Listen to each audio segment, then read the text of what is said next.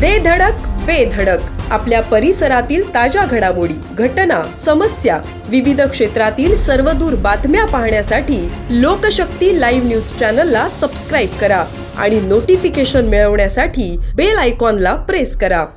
सिंधुदुर्गमधील वेंगुर्ला मांडवी खाडीत पोहण्यासाठी उतरलेला मूळ दोडामार्ग मोरगाव येथील व म्हापसा येथे राहत असलेला यश भरत देऊळकर याचा बुडून मृत्यू झालाय.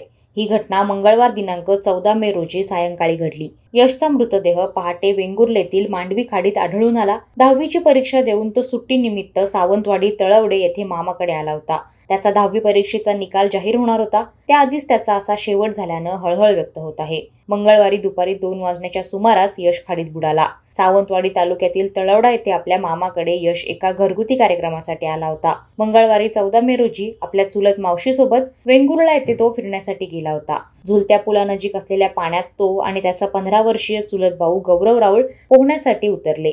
मात्र त्यांना पाण्याचा अंदाज न आल्याने ते बुडू लागले.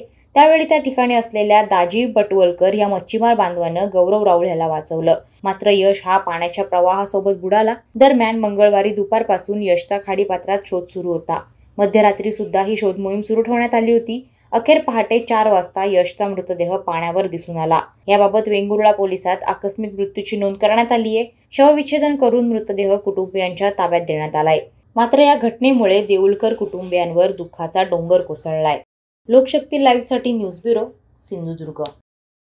अशाच सच्चाई दर्शवणाऱ्या बातम्या पाहण्यासाठी लोकशक्ती लाईव्ह न्यूज चॅनलला लाईक करा, शेअर करा आणि सबस्क्राईब करा.